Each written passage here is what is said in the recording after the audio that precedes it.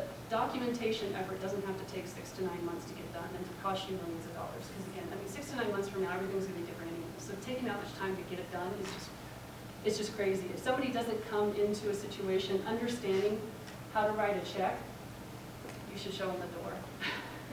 I've done this work all over the world, and in China they write checks the same way they do here, and in other countries it's the same thing. It's just it's not rocket science. So in that regard, along with the COSO stuff, leverage everything you can that's out there. Some people say accounting has some roots 7,000 years ago, so it's been around a long time. You can leverage stuff that's already been done.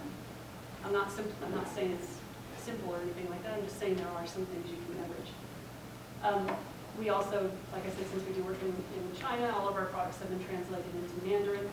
And one of the other things, and this is where I'm happy to share, we own accountingtemplates.com. So for every one of the best practice controls that we have in these processes, we've pre-built what we call supplemental documents so that you can execute every one of those as written. So if you don't have a company with controls yet and you need it, a lot of times people say, well, what do I do? You know, I can see that this control says I'm supposed to do a 2-3-way match, and I understand that idea, but what is my actual evidence? What is the output of that? So what we did is we built all the best practice templates, forms, policies, checklists, spreadsheets, whatever you need.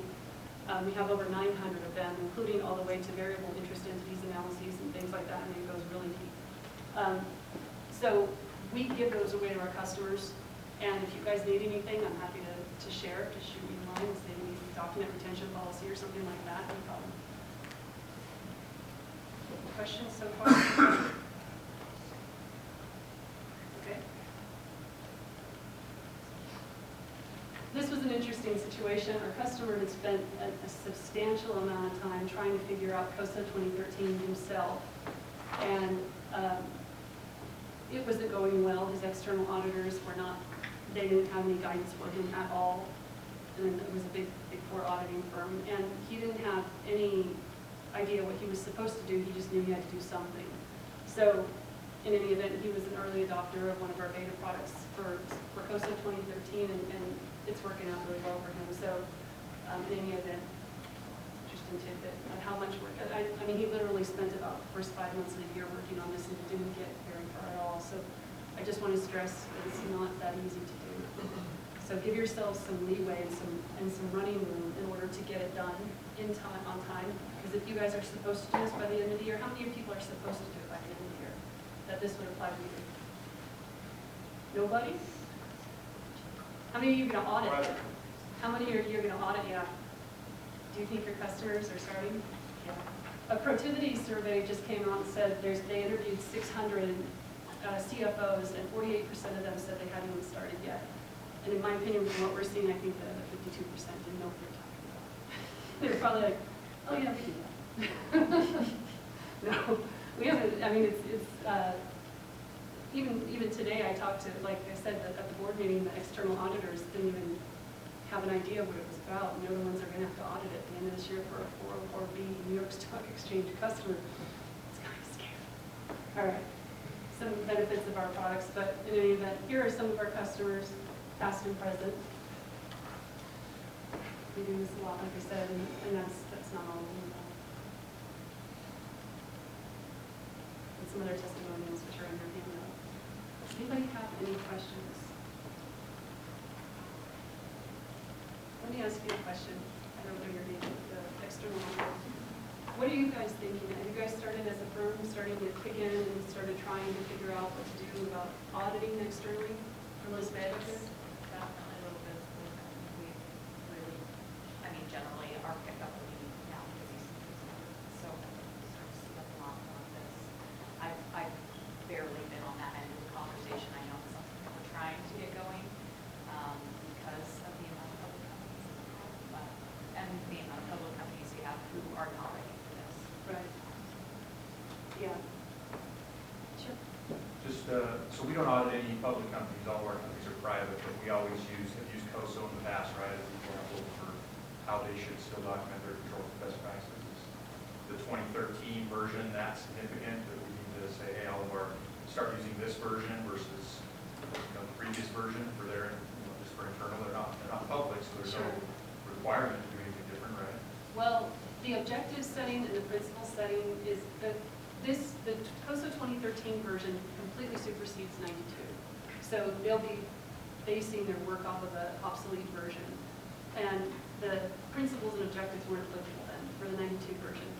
But that said, yeah, it's going to be a lot of work. But for private companies or companies that are just like in pre-IPO stages or something and trying to adopt this just so they can have, big kid procedures, the principles and objectives documentation effort will help with that substantially, because it's going to force them to take the thought process of how their company is supposed to run and actually put it on paper.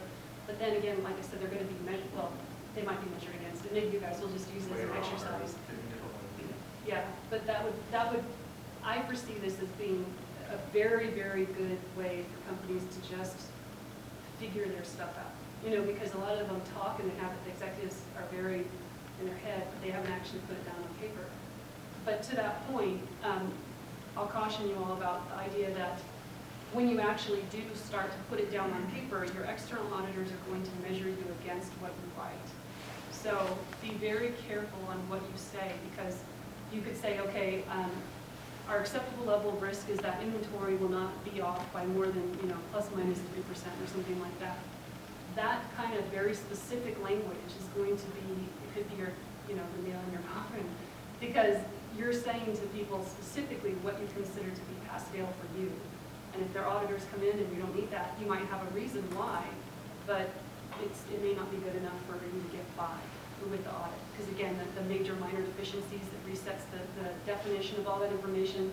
So when you have your customers, or you're giving guidance to your customers on how to write these things, I just encourage you to be very, try to go vague. Try to be high level and very just kind of vague as much as you can, because again, if you had to say, in blood, I'm going to say that this is going to be how it's going to be at the end of the year, I don't think a lot of people would actually sign up for that. So just keep that in mind when you write it, that it's going to have to be, it's going to have wiggle room in there, if that makes sense. Anyone else? So is your role primarily to the company or to the public accounting firm? We work for the company. We're a management advocate. So we come in and do the internal controls work and interface with the external auditors, and if we need to negotiate with them, I know you guys hate that word, but it's a negotiation. But negotiate with the external auditors and things like that, and act as the face of the customer to them. We're an unbiased third party, and if we report to the board, then oftentimes the external auditors will rely on our work. So there's an ROI to having somebody like us involved. There literally is. We can improve it for our customers. We create a chart and everything else and measure everything. And it's a money-saving technique and also a stress-saving technique for a lot of our customers.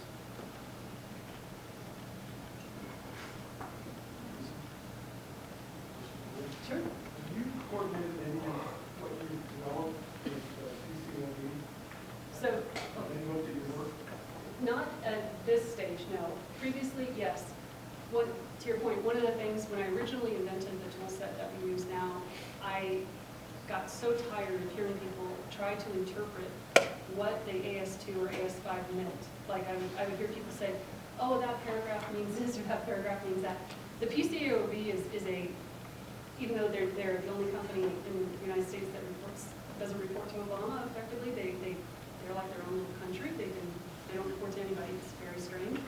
But they are accessible to us. So I would call the person who drafted the first AS5, one of the people. You can call them up and ask them, what did you mean here? Because I'm tired of the auditors saying this and I don't agree with it. So call them up and ask them what they mean. And that's how we developed our first portions of the product. Now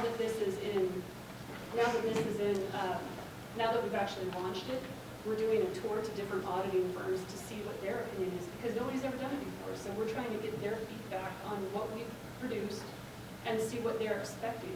And if there's any way we can enhance our product to help them, or if there's any suggestions, or if there, any feedback at all. So if anybody in here would like a private demo or anything like that, UCP, and we'll buy you lunch. That would be our privilege, just to get your feedback on what you think. So, did I answer your question? We will eventually get this in front of people. The PCAOB is not, they're not friends of ours. We don't have anybody on the inside or anything like that. But we will try to get their feedback. indirectly in a lot of the audits we performed for a lot of our customers, if their external auditors became a target for PCAOB audit, they would indirectly get to see our stuff and give us, we would incorporate that. And I geek out on this stuff constantly, so I'm always working on it. I can't tell you how many New Year's Eves I've been up at 12 o'clock working on SOX, if that's just. Yes, sir. So, I mean, I know you've got a lot of experience in doing this year over year over year for it. For what you see with the COSO 2013 framework, after that first year of initial implementation, putting a lot of time and energy into it, how much going forward, I mean, don't have a crystal ball to see how much is going to change in the future for it, but is the vast majority of the bulk done the first year and then small adjustments in future years, or is there stuff that pops up that gets adjusted? That's a great question. In fact, you get a data key for that. So that's a really important thing to understand that I didn't touch on. So the vast majority of the work that needs to be done happens in year one. And then after that, you can leverage it. And objectives and things of that nature are likely going to get changed. And that's another important factor of keeping them kind of squishy. Keep those objectives and the principal documentation vague so that you can have some wiggle room on that. It'll also allow you to use it year over year and not have to worry so much about tweaking. So excellent point. It seems that way. Now, not having gone through a full year of this yet or having the external auditors rip it apart, we don't know yet, but it seems like the bulk of the work is going to be in year one, and after that you can just leverage it year over year.